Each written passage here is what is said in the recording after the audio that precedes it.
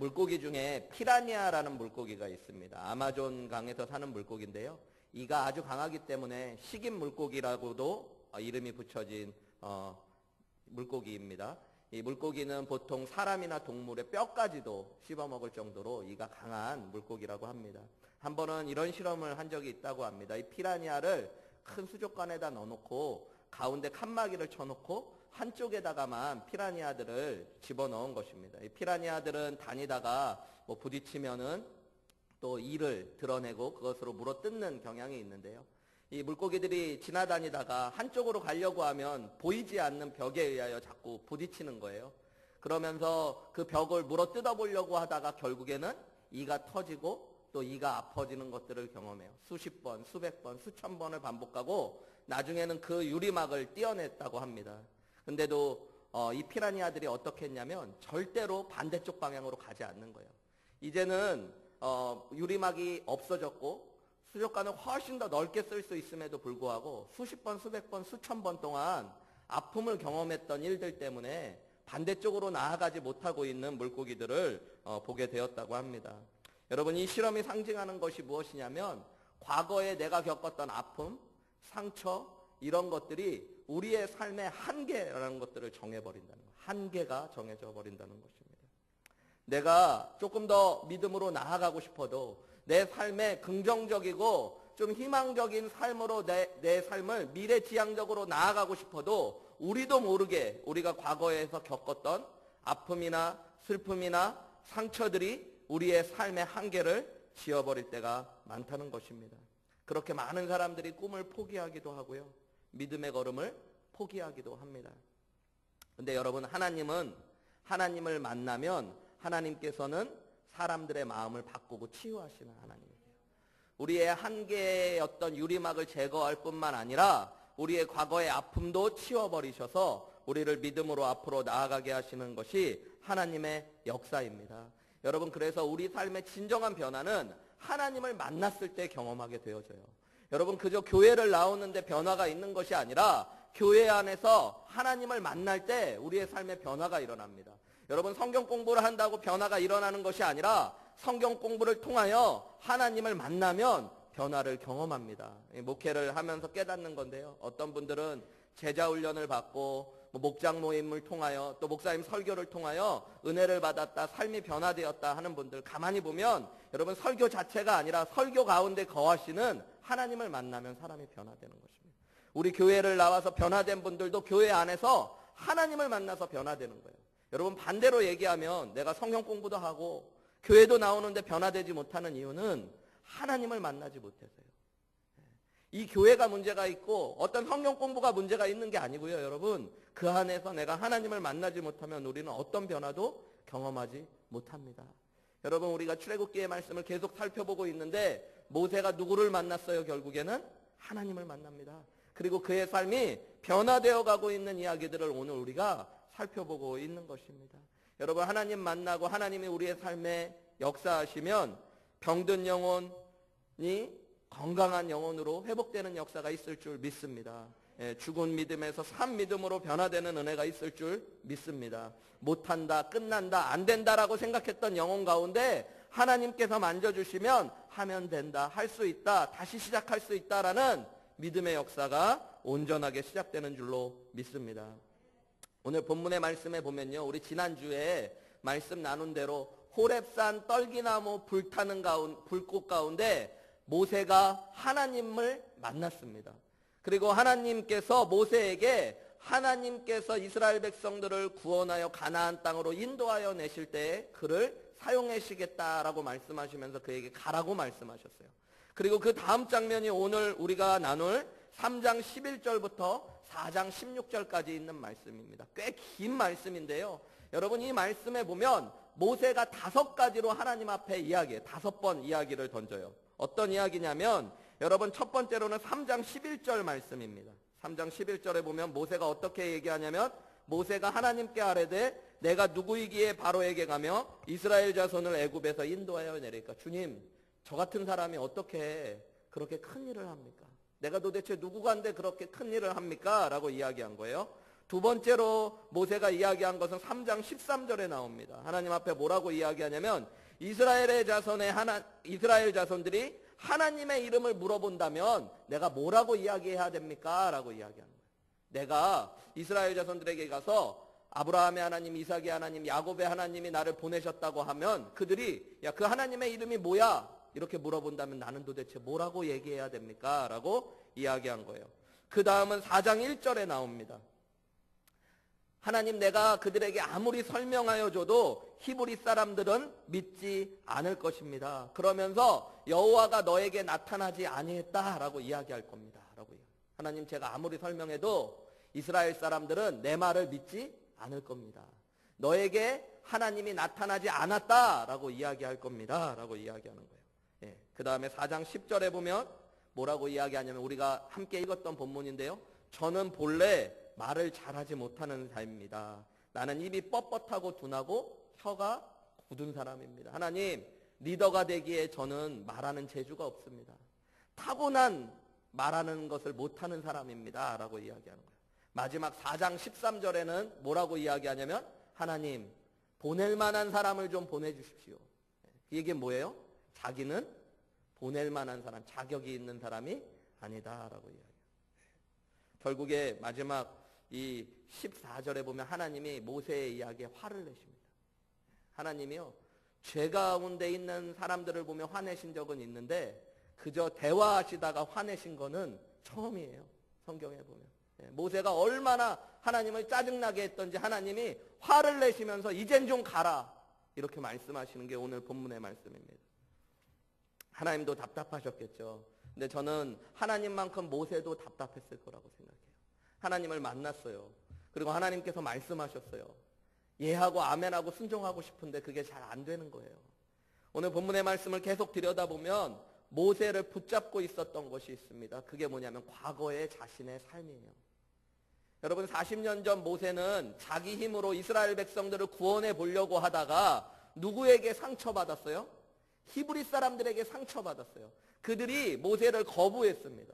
그 상처가 모세에게 얼마나 깊었는지 오늘 하나님의 부르심 앞에도 계속 뭐라 그러냐면 하나님, 저는 이스라엘 백성들이 이야기하면 받아들일 만한 사람이 아닙니다.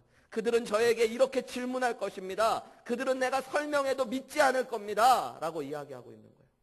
아직 해보지도 않았지만 모세는 해보지 않아도 압니다. 제가 40년 전에 아픔과 상처를 경험해봤습니다. 라고 이야기하고 있는 거예요. 또한 40년 동안 모세는 어떤 삶을 살았어요? 미디안 광야에서 목자로서의 그냥 평범하고 어떻게 보면 세상에서는 보잘것없는 삶을 지속했습니다. 이제 모세의 나이는 80이 된 노인이 되었어요. 그러고 났더니 모세가 계속하는 말이 뭐예요? 그 40년의 과거의 삶 때문에 자기는 못합니다. 하찮은 사람입니다. 이 일을 감당할 수 없는 사람입니다. 라고 이야기하고 있는 것이에요.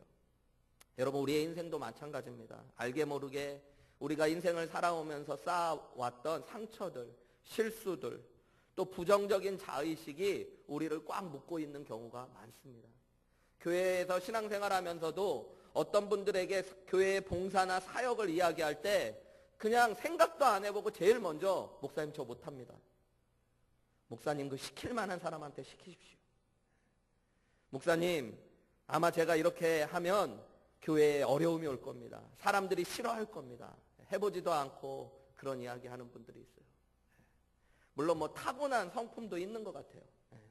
저희 아내는 소심한 성격인 것 같아요. 제가 보니까. 전 좀 대범한 성격이에요. 그래서 뭐를 안 해본 일을 해보고 싶은 경향이 저는 좀 있고 하면은 잘 될 것 같은 마음이 저는 좀 많은데 저희 아내는 못해. 저한테 뭐 얘기 좀 하라 그러면 아 내가 그걸 어떻게 해. 아 겁나. 뭐 이런 걸 많이 이야기해요. 예. 근데 나중에 보면 또 잘해요. 예. 어떻게 보면 저보다 더 잘해요. 저는 잘할 줄 아는데 이게 잘 안 되네 이럴 때가 많은데 저희 아내는 못해 안 해. 그런데 나중에 보면 조용히 잘하고 있는 것들이 얼마나 많은지 몰라요.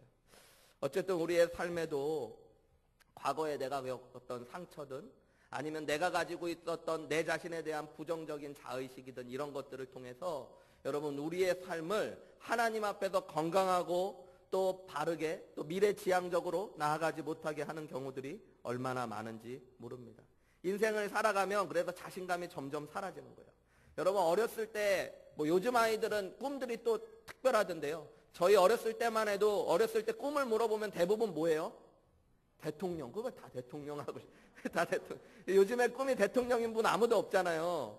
물론 뭐 나이가 들어서 그런 것도 있고 뭐 그런 것도 있겠지만 원래 대통령은 더 나이 들어서도 하는 거거든요. 근데 우리가 이미 자신감이 다 사라져 버린 거예요. 그러니까 주제를 아는 거고 좋게 얘기하면, 나쁘게 얘기하면 자신감이 사라져가지고 뭐 군인이 되겠다고 해도 어렸을 때 꿈은 대부분 다 장군이 되는 거예요. 뭐 대위가 되고 싶습니다.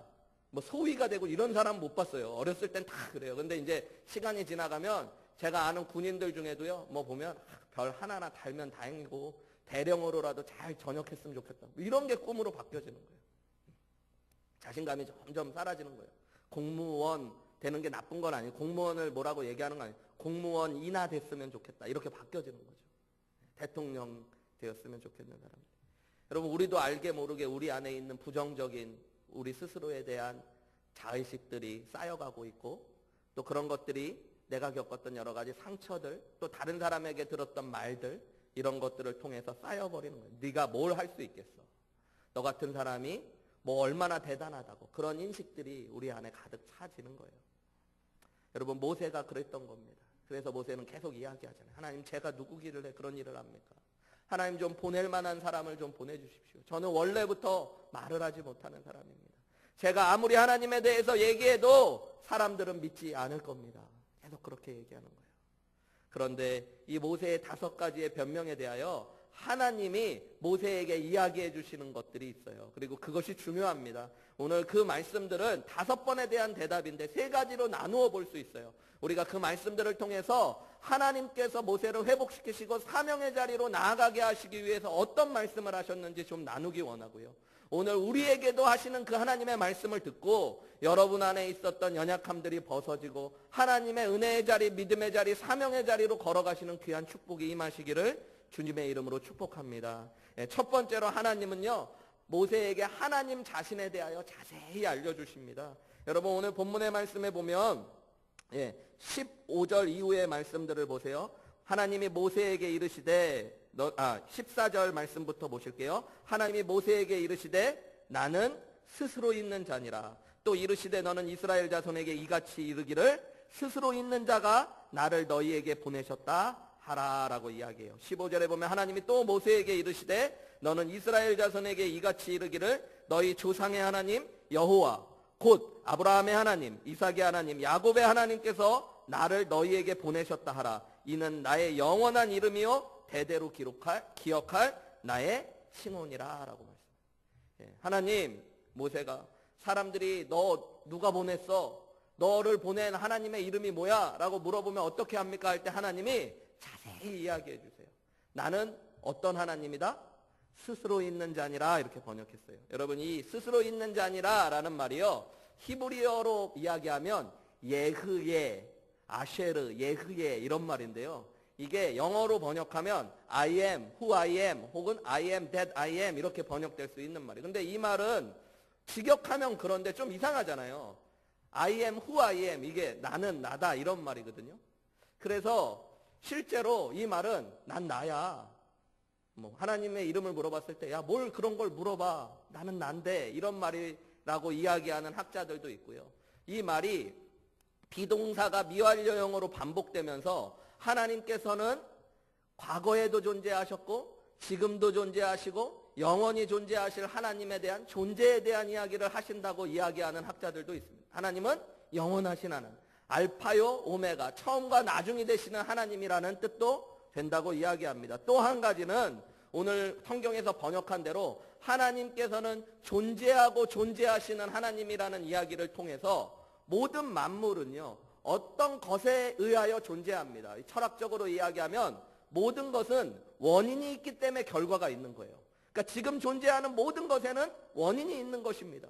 이유가 있는 것입니다. 그런데 여러분 하나님만은 스스로 존재하시는 분이라. 누구에 의하여 무엇 때문에 존재하는 분이 아니라 그분은 모든 것의 존재의 이유가 되는 제1원인자라고 하는, 철학적으로 그것이 신이거든요. 하나님께서는 스스로 자기를 그렇게 말씀하고 계시는, 나는 온 땅을 창조한 하나님이고 나는 모든 것의 이유가 되는 하나님이다라고 말씀해요. 어떻게 보면 이 모든 뜻들이 이 이름 안에 담겨져 있는 것입니다. 예흐의 아쉐르 예흐의 이 말에 자음의 앞글자를 따서 나온 이름이 바로 여호와라고 하는 하나님의 이름입니다. 그리고 하나님은 15절에서 이것이 바로 여호와 너희가 영원히 기억해야 될 하나님의 이름이다라고 말씀하십니다. 여러분 고대 사회에서는 모든 신은 이름이 있었어요. 가나안에는 바알과 아세라라는 신이 있었고 모압에는 그모스라는 신이 있었고요. 암몬 사람들은 몰렉이라는 신을 섬겼습니다. 모든 신에는 이름이 있었어요. 근데 하나님은 이름이 없었어요. 창세기 보면 사람들이 하나님을 어떻게 부르는 거지 하나님의 이름이 있지 않았습니다. 그런데 오늘 모세는 그 하나님의 이름을 묻고 있어요. 근데 하나님이 이야기하시는 건 나는 어떤 특별한 이름이 아니라 나는 바로 나다. 하나님 자신이 하나님의 존재고 하나님의 이름이라는 것입니다.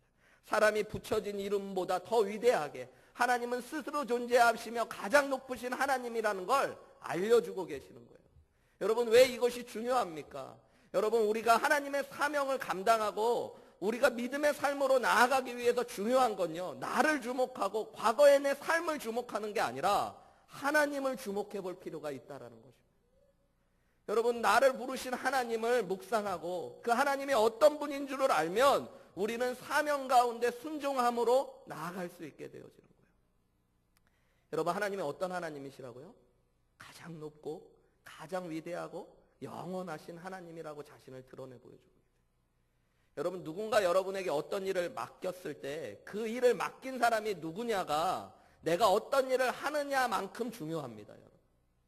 우리가 생각할 때 교회에서도 내가 생각할 때 큰 일이 있고 작은 일이 있을지 모르겠지만 여러분 그 일이 정말로 하나님이 내게 맡겨주신 일이라면 그 일은 하나님의 크기만큼 중요한 일이 되어지는 거예요. 여러분, 여러분 대통령 특사라는 게 있더라고요.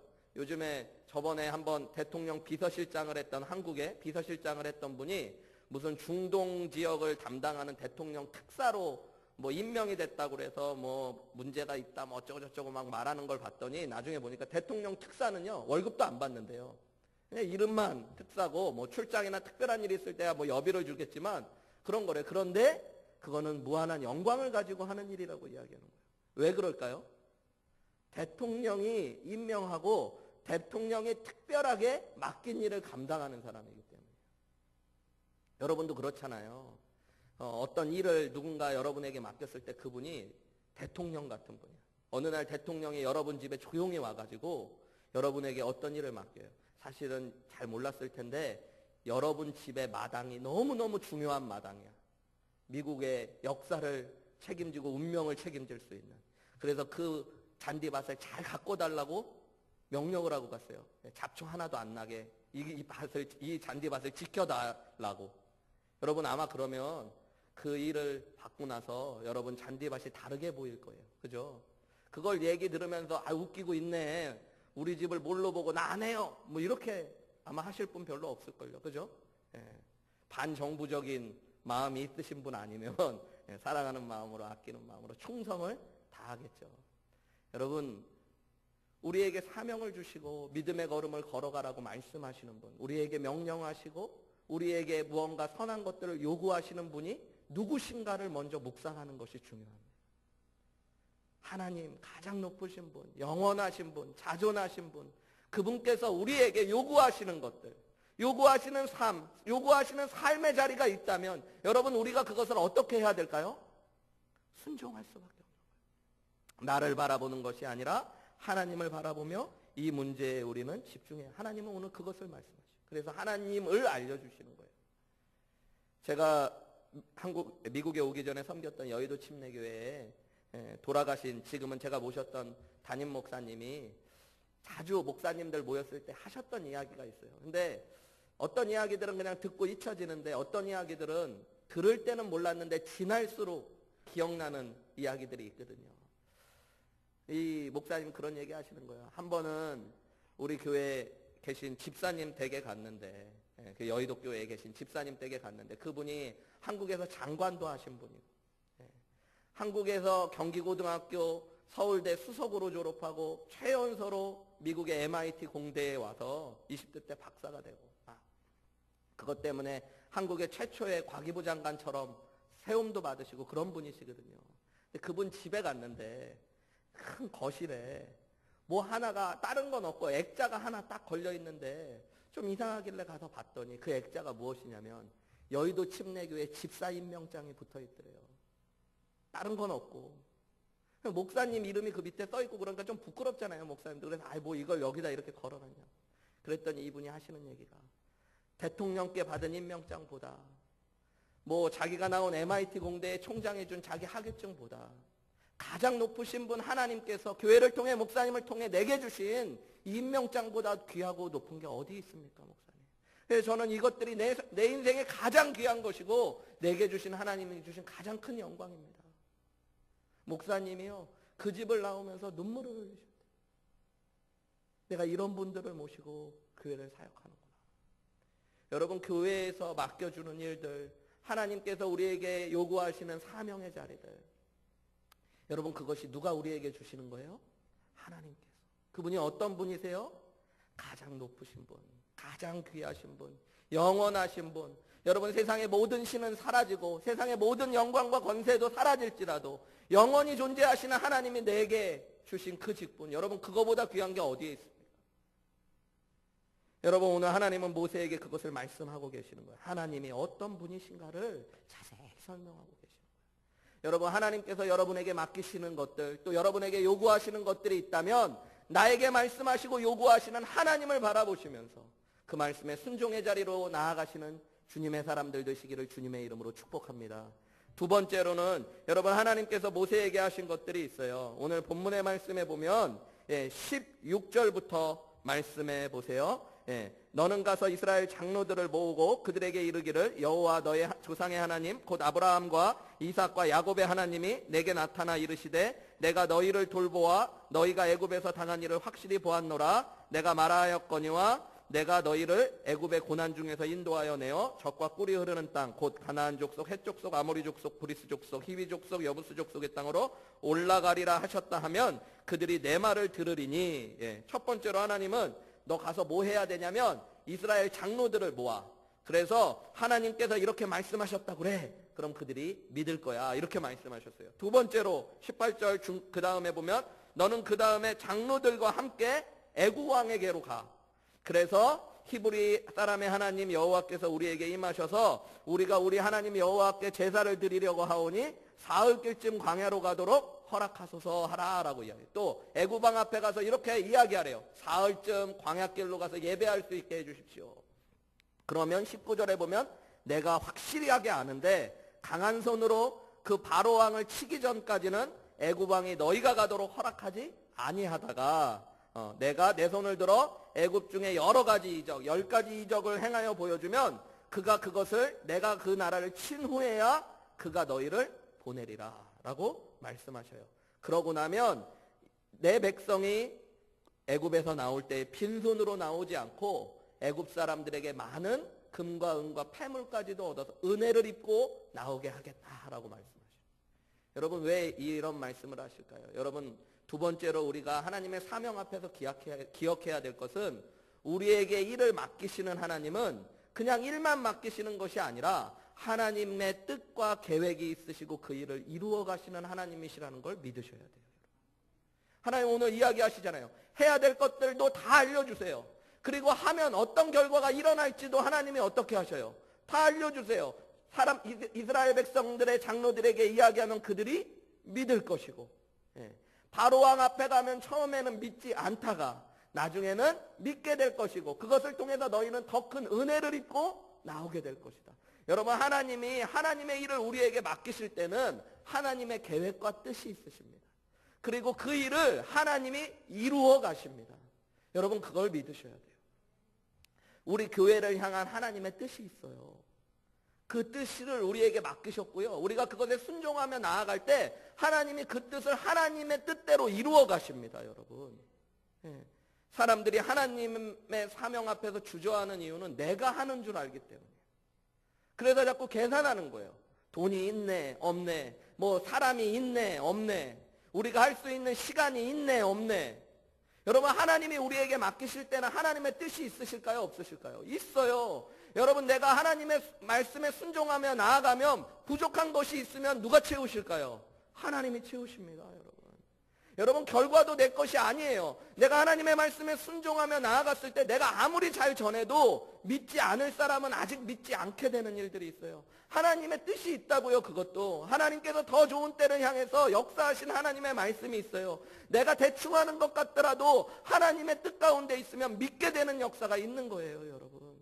그걸 모르니까 하나님의 일을 하면서도 막 우리는 좌절하기도 하고 막 자기가 대단한 줄 알고 서기도 하고 그러는 거예요. 제가 목회를 많이는 안 했지만 이제 미러키 교회에서도 10년 정도 목회하고 이제 전도사로 목사로 목회에 부르심 받아 하나님 앞에 나온 지 근 20년 돼가면서 깨닫는 게 하나 있는데요. 하나님의 일은 하나님이 하시는 거예요. 하나님의 일은 하나님의 계획이 있더라고요. 하나님께서 기도 가운데 어떤 말씀 묵상 가운데 저에게 강한 감동을 주셔서 나아가라 하거나 해야 된다고 하시는 일들이 있을 때는요. 내가 이해 못해도 나중에 걸어가면 하나님께서 가지신 계획들이 있음을 알고요. 그 뜻을 이루어 가시는 하나님을 경험하게 되어지더라고요. 아무리 좋은 일 같고 내가 충분히 할 수 있는 일 같더라도 하나님의 말씀과 뜻 가운데 서 있지 못하면 그 일은 잘 되든 안 되든 그저 내 일일 뿐인 것입니다. 근데 여러분, 하나님께서 내게 맡기시는 일에는 뜻이 있어요. 뜻이. 여러분, 그 하나님의 뜻이 있음을 믿으면 순종하면서 하나님 앞에 나아갈 수 있게 되어지는 거예요. 결과는 누구의 손에 있는 거예요? 하나님 앞에요. 우리는 인간의 눈으로 내가 생각할 때 내가 원하는 결과가 이루어지는 것만을 성공이라고 이야기하지만 여러분, 하나님의 사역에는 그것이 성공이 아닙니다. 하나님의 사역과 하나님의 사명에는 뭐가 성공일까요?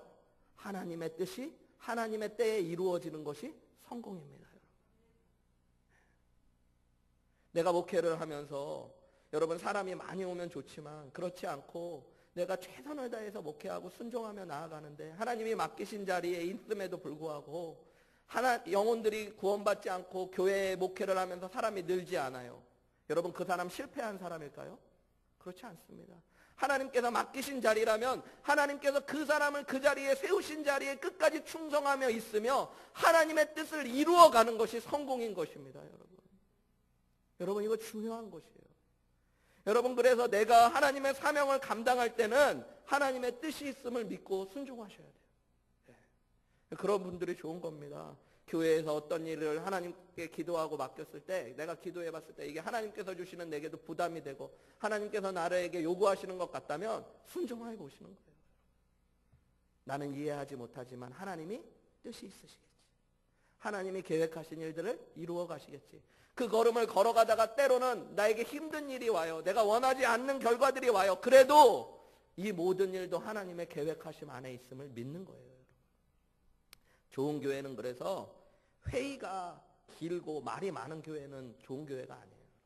회의하면 뭐예요? 맨날 하는 게 뭐 이거 할 수 있을까 없을까 뭐 재정이 되네 안 되네 맨날 그래요. 여러분, 근데 하나님이 맡기신 일이라면 재정이 되고 안 되고가 중요한 겁니까?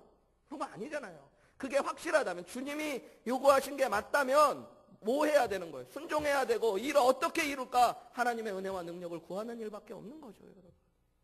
그래서 좋은 교회는 기도를 많이 하는 교회예요. 하나님의 뜻인지 아닌지를 묻는 교회가 중요한 거예요. 여러분의 인생도 마찬가지예요. 내가 계산해보고 생각하는 게 아니라 하나님께서 원하시는 것인지 아닌지를 자꾸 물으셔야 돼요. 제가 예전에도 얘기했던 것 같은데 제가 대학교를 졸업할 때 하나님 부르심 받고 목회자로 이제 서기 위하여 신학교에 가야 되나 안 고민하고 있을 때 부르심은 받았는데 고민이 되더라고요. 취업해서 돈 버는 게 나을 것 같고 목사로 사는 거 이거 별로 안 좋은 것 같고 굳이 가야 되나 이거 가면 돌이킬 수도 없고 그러면서 저희 작은아버지가 목사님이셔서 작은아버지에게 상의를 하러 갔는데 작은아버지가 아무 얘기도 잘 안 하시는 거예요. 그러면서 마지막에 한마디 하시는 게 너 하나님 부르심 받았니? 예. 그럼 그냥 가야지. 내가 무슨 말을 하겠니? 하나님 부르심이면 가야지 내가 무슨 말을 하겠니? 그러면 하나님께서 널 통해 영광 받으시고 너도 그 삶을 통해 하나님께 영광 돌리는 거지. 그런데 만약에 부르심 아니라면 죽어도 가면 안 되는 길이야. 가고 싶어도 가면 안 되고 모든 사람이 가라고 해도 가면 안 되고 여러분 그게 맞는 거 아닙니까? 그 끝이에요. 그러고 밥 먹자 그러고 밥 먹었어요. 근데 저는 그 마음이 시원했어요. 왜냐면 제가 부르심 받았으니까. 그렇지 하나님이 부르셨으면 하나님의 뜻이 있지, 하나님의 계획이 있지. 제가요, 인생을 돌아보니까 목회자 되기 전까지는요, 제가 원하는 대로 막 하려고 노력하고 원하는 대로 많이 일들이 됐던 것 같아요. 근데 참 신기하게 신학교 간 뒤로는요, 제가 하고 싶고 제가 원하는 때에 일들이 잘 안 되더라고요. 그런데 하나님의 때에 하나님의 시간에 더 좋은 일들로 하나님이 나를 인도하시고 축복해요. 여기 더 좋은 일이라는 건 편하고 잘 되는 일이 아니라 하나님께서 영광 받으시는 자리로 나를 인도하시더라고요. 여러분, 그게 복이에요, 복. 여러분, 그것을 믿는다면 우리는 뭐 할 수 있게 되어져요? 순종하고 믿음의 걸음을 걸어갈 수 있게 되어지는 거예요. 예수님의 마지막 기도가 무엇입니까? 십자가에 매달리시기 전 겟세마네 동산에서 하셨던 예수님의 기도가 뭐예요? 내 뜻대로가 아니라 아버지의 뜻대로 되어지기를. 여러분, 하나님의 뜻과 계획이 있으심을 믿으시고, 여러분 과거의 상처와 아픔들을 넘어 믿음의 걸음, 순종의 걸음으로 나아가시는 저와 여러분들이 되시기를 주님의 이름으로 축복합니다.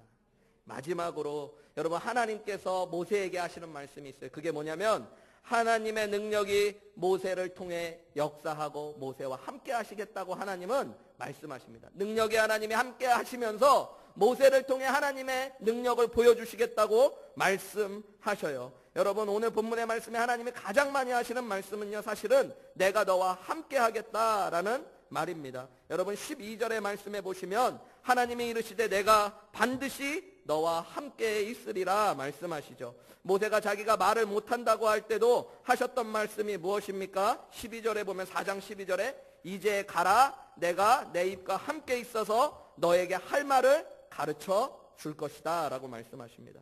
그리고 여러분, 4장 2절부터 말씀해 보면 하나님께서 세 가지의 이적을 먼저 보여주시고 말씀해 주십니다. 첫 번째는 이런 거였어요. 모세에게 너 손에 뭐가 있냐? 지팡이가 있습니다. 그거 땅에 던져봐. 땅에 던졌더니 뭐가 됐냐면 뱀이 되었어요. 하나님이 그 뱀의 꼬리를 잡으라고 말씀하십니다. 꼬리를 잡았더니 그것이 지팡이가 되는 거예요.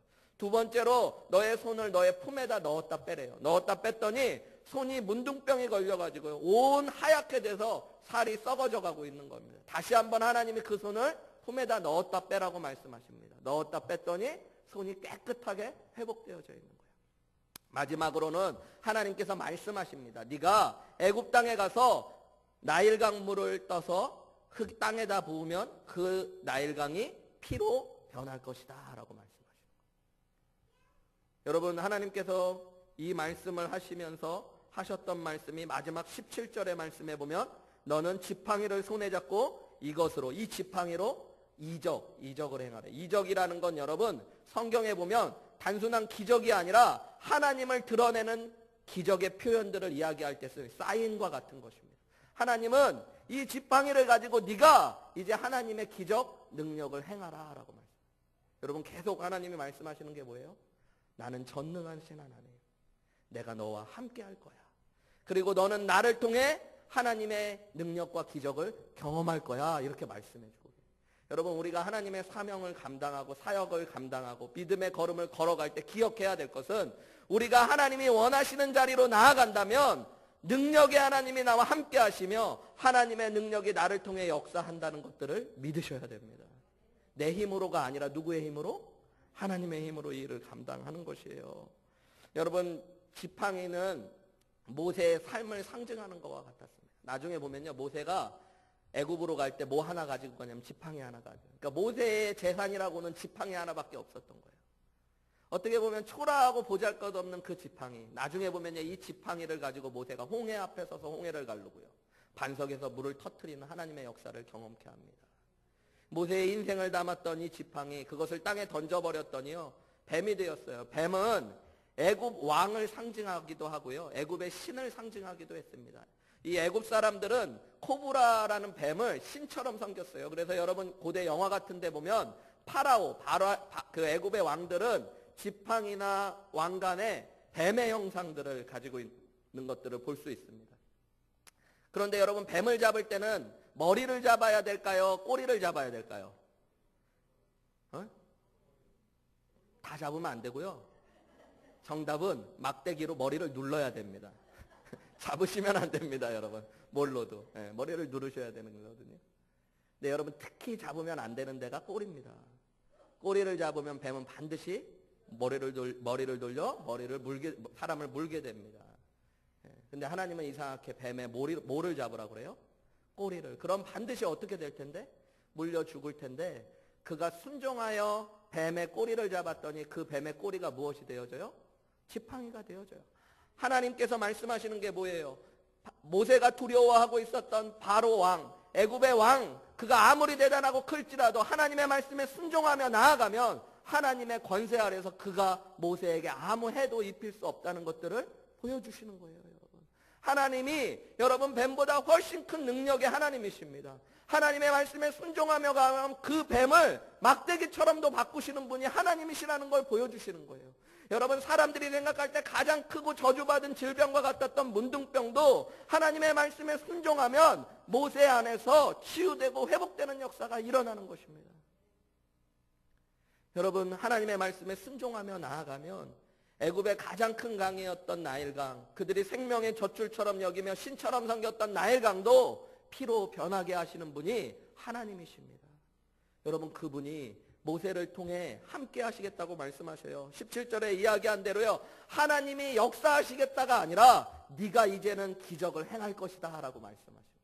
여러분, 하나님의 말씀을 순종하며 나아가면 하나님의 기적과 능력을 경험하게 되어집니다.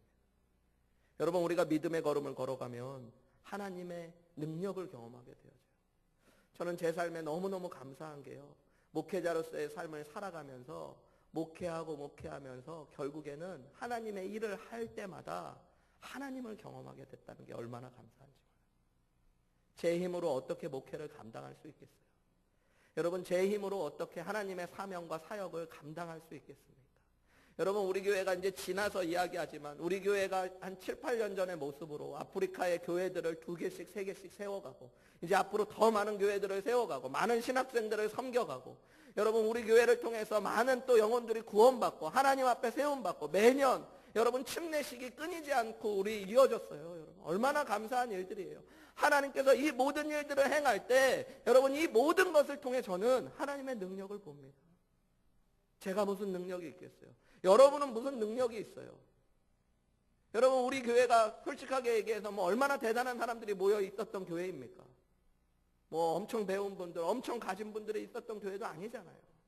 그런데 누가 이 일들을 행하신 것입니까? 하나님이 하신 것이죠. 여러분, 그래서 하나님의 일은 하나님의 능력을 바라보며 감당하는 것이에요.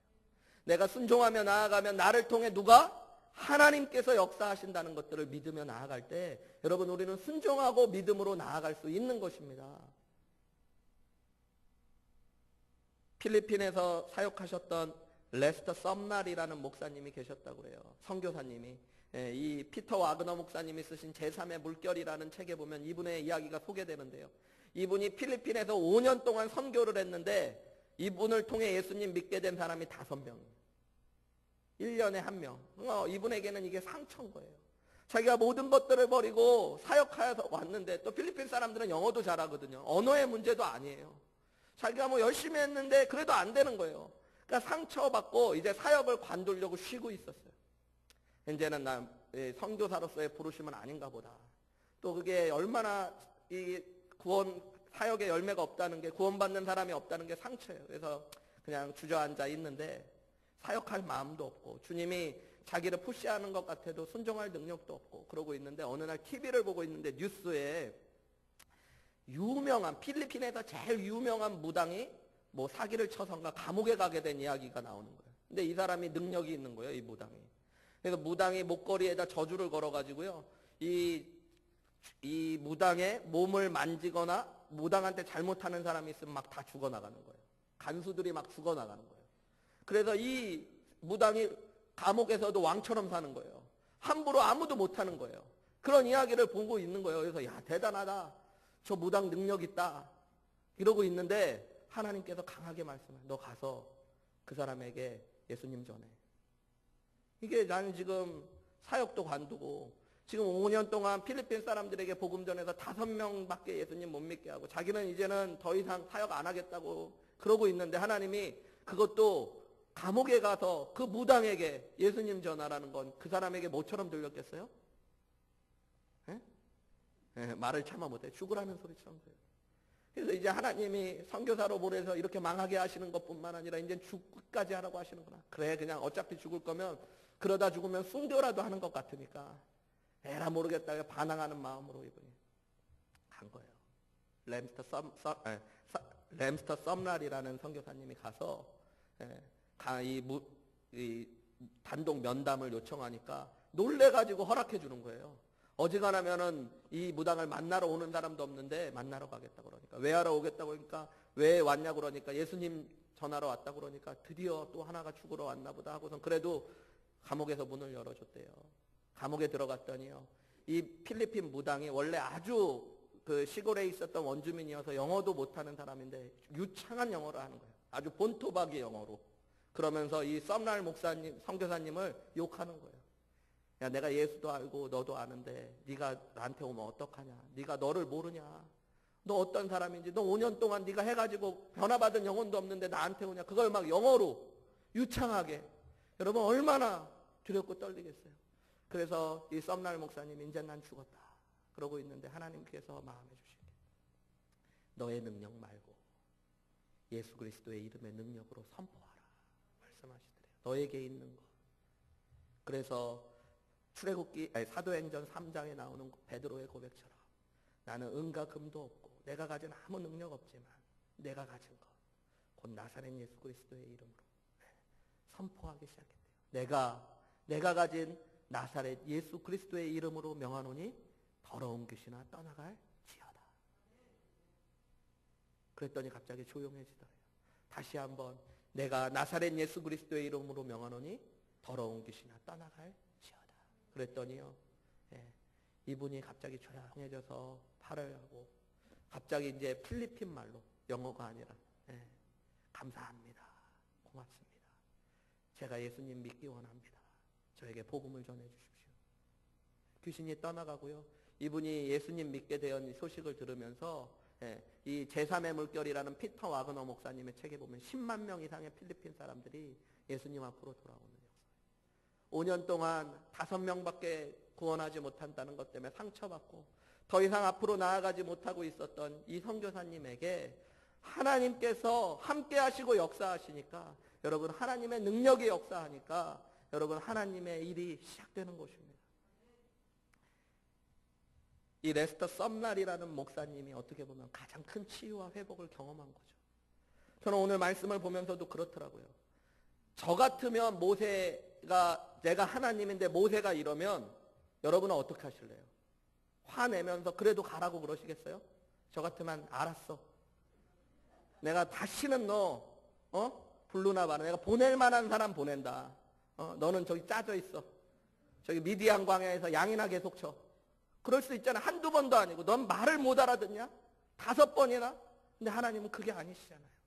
여러분 하나님은 이스라엘의 구원만큼 귀하게 여기셨던 것이 있어요. 그게 뭐냐면 자기의 상처로 자기의 실수로 무너져서 넘어져서 일어나지도 못하고 있는 모세를 일으키시는 게 하나님에겐 그만큼 중요하신 일입니다. 여러분 하나님께서 우리에게 사명을 맡기실 때 기억하셔야 될 게 있어요.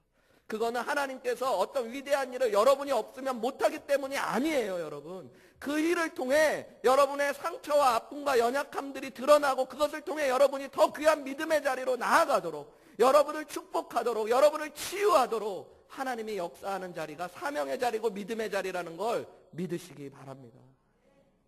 여러분 그것이 하나님께서 모세를 통해 우리에게 알려주시는 말씀이에요.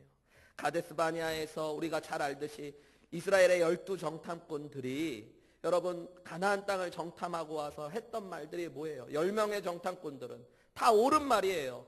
그들을 보면 그들은 거인같이 크고 우리는 그들이 보기에 너무 작아서 그들이 보기에 우리는 뭐와 같다? 메뚜기와 같다. 맞는 말이에요. 그들이 보는 것들은 그러나 오직 자기와 문제와 상처와 적들만을 보는 거예요. 그렇지만 여호수아와 갈렙은 무엇을 통해 자기를 보고 무엇을 통해 적을 보는 거예요? 하나님을 통해 적을 보고 하나님을 통해 나를 보니까 그들이 우리에게 보기에 클지는 모르지만 하나님이 우리와 함께 하셨고 하나님이 우리에게 약속하셨기 때문에 그들은 우리의 뭐가 되는 거예요? 밥이 되는 거예요. 여러분 이게 믿음의 차이입니다. 하나님이 정말 있고 없고의 차이인 것이에요. 골리앗 앞에 선 다윗이 무엇 때문에 그 앞에 나아갈 수 있습니까? 그냥 남들보다 더 큰 배포와 어떤 담대함 때문이 아니에요. 너는 칼과 창과 단창으로 내게 오거니와 나는 만군의 여호와 살아계신 하나님의 이름으로 내게 나아간다. 여러분, 이게 믿음입니다. 믿음.